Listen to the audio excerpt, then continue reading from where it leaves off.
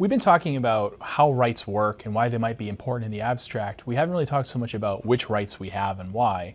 So let's start by talking about then property rights. How do property rights work and what value do they have, if any? So if you think about it in the abstract, what a property right is a bundle of many different rights that often come together. So if I say that this is my watch, what I mean is a number of different things by this. In particular, I have a right to exclude other people from interacting with this piece of the universe. There's one small part of the universe, this watch, and none of you can interact with it without my permission. So the central right is a right of exclusion. But property rights usually include other rights as well. A right to use something without asking permission of others, a right to modify or destroy things. I could just destroy this watch if I felt like it, I'd be allowed to. A right to sell something or to give it away or to transfer the ownership to others. A right to rent it or sell it, make money off of it, and so forth. Now, that's what a property right is in the abstract. We can own different things in different ways. Like if you own a cat, you can't do everything to the cat that you can do to, say, your watch. I have a pool club membership, and that comes with certain restricted covenants, so I'm not allowed to just sell that for any price that I want. I can't transfer it to anybody I want. I can only transfer it to people that live in my neighborhood. So some rights we have, some property rights are more extensive than others. We can own things in different ways, but in general, that's what a property right is. It's the right to exclude others from interacting with something, plus some other rights like the right to use and modify and destroy. So why should we put up with this? Why do we have these conventions, these rules about property? Why do we live with them in the first place? Are they a good idea? Not everyone thinks so. So here's a quote from Jean-Jacques Rousseau on this very point. He says, "The first person who, having enclosed a plot of ground, thought of saying, 'This is mine,' and found people simple enough to believe him, was the true founder of civil society. What crimes, wars, murders, what miseries and horrors would the human race have been spared by someone who, pulling up the stakes or filling in the ditch, had cried out to his fellow humans, 'Beware of listening to this impostor. You are lost if you forget that the fruits of are everyone's, and the earth is no one's.'" So Rousseau, not a big fan of property. I mean, what war, all the disasters that have followed in human history, we could have avoided those if we just hadn't invented private property. We should just get rid of it. Is he right? And well, even if you disagree with Rousseau, he's got a point. There's something kind of puzzling about property, which is, if I say, "This is mine, you can't interact with it," well, why should you just go along with that? Why not just say, "No, that's everybody's, anyone can use that"? Why do I get to exclude people from some chunks of the universe? So think of it this way. The starting point, before anyone ever owned anything, everything was unowned. No one owned anything. It wasn't collectively owned, it just was unowned. No one had a claim to it anywhere. And in a sense, there's a lot of freedom there, because you had the freedom to go anywhere that you want. Whatever people around, they could just go wherever they want. They weren't excluded from any parts of the world. You could travel anywhere, you could use anything, you could interact with anything, you could grab an apple from any tree you happen to see. Seems pretty great.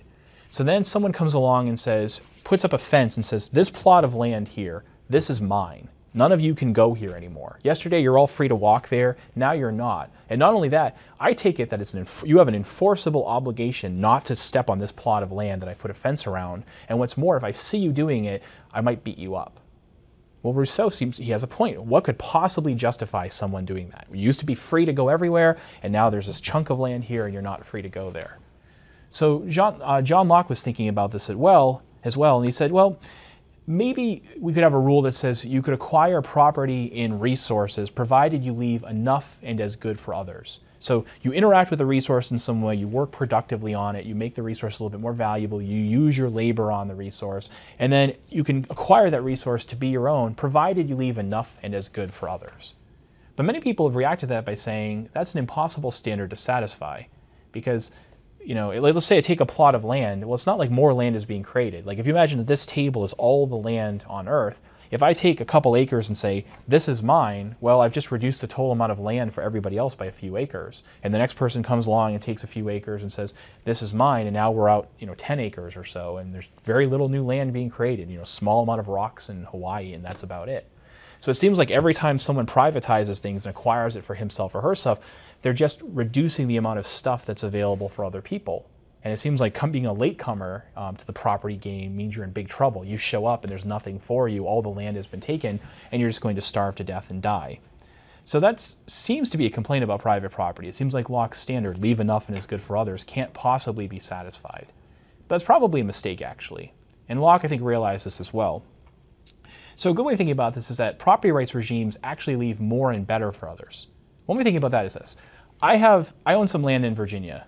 I'm much better off, though, than the people who originally got there. So you might imagine it as some people got to Virginia first, they snatched up all the land, and then they were really rich and happy, and then the latecomers like me get nothing. That's not actually true. I'm actually much better off than they were.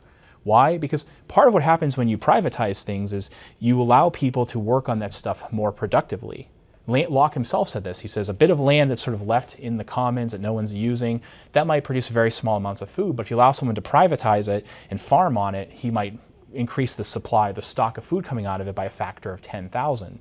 And then what he'll do is trade that with other people, and then everyone will be much better off. And that's actually true. Our standard of living is much, much higher than people who came before us. I mean, a good way of thinking about that from an economic perspective is throughout human history, the typical person worldwide lived on less than $1 a day.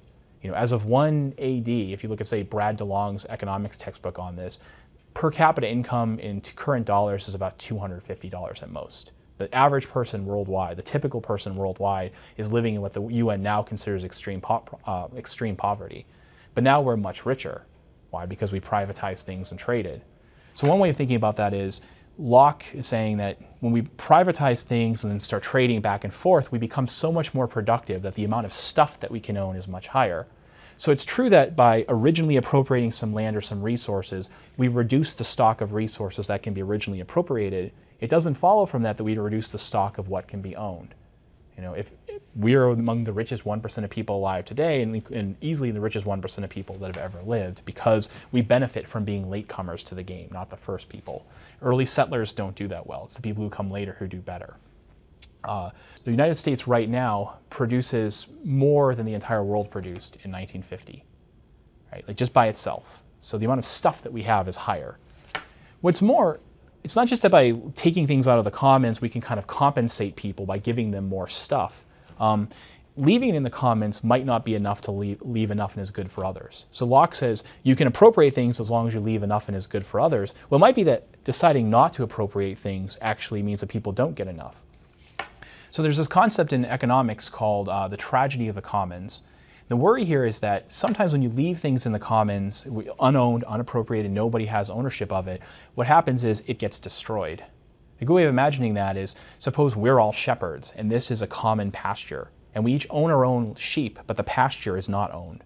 Well, the pasture is going to have something called the carrying capacity, which is the amount that you can use that pasture in a given way before it starts to be destroyed. It is here, if you put on a certain number of sheep, the grass will grow back and you can keep getting value out of the pasture. But if you put on too many sheep, at some point they're going to turn the pasture to dust because they're going to overgraze.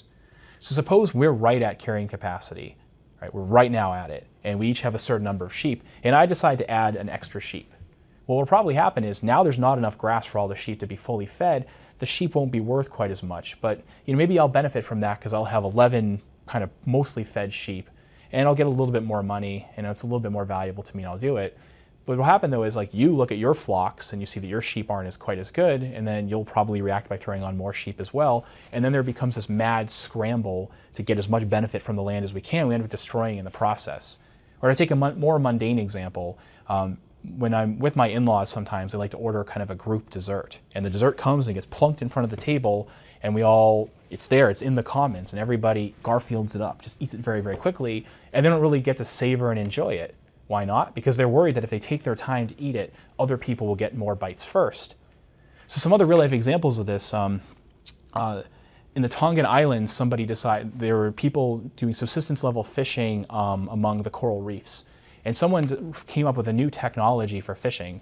They would take bleach and pour it into the coral reefs, which would suffocate the fish, and then they could catch a large number of fish. Now, if people are used to catch fish with spears and other kind of traditional methods, they're only catching a few fish at the time. They bring that to the market. Each individual fish is worth a lot. But when someone does this, he catches hundreds of fish at one time. He brings them to the market. The per unit price of fish goes down dramatically. So one person starts bleach fishing, and then the other people have to react by bleach fishing as well. Otherwise, they're not going to be able to feed their families. The problem with bleach fishing, of course, is it doesn't just kill the fish, it kills the coral reef, the very thing on which they're depending. So throughout history, you keep finding that when people hold things in common, collectively, the problem is they have this incentive to overuse it and destroy it, and this is called the tragedy of the commons. So one imperative there is if you want to leave enough and is good for others, you've got to find some way to control what's a common resource. right? And there's two basic ways of doing that. One is you create a Leviathan and you let the Leviathan control it and tell other people what to do. And the other option is you parcel and privatize it and let people have their own stuff.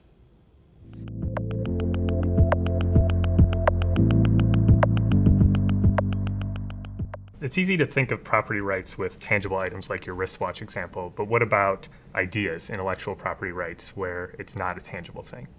Yeah, that's a really good question, and it's actually a big puzzle in political philosophy right now, how to think about intellectual property, because it is very different. If you have a car and I take your car, you're out a car and I gain one. Like, it's a clear loss to you. If you have a bunch of information on your computer, say music, and I get a copy of that music, you don't lose anything. You still have the music. So we're just duplicating it. So it seems like it's going to be different. Whatever rules that are going to apply here, it's weird to think that the rules that apply to physical objects would be exactly the same as the rules that apply to abstract objects, if there are such things. So there are all these arguments out there about should we even have such a thing as intellectual property? And one common argument that people give is just we're in effect creating that institution because it's useful. The thought is we're worried that people won't innovate or be willing to bring ideas to the market if they can't benefit from them. Like, if I invent something, put in all this effort into inventing some idea, and then I bring it to the market and someone else can just copy it immediately, they can get all the benefits from my work, and then I'm not going to be, and when I realize that, I won't be incentivized to work.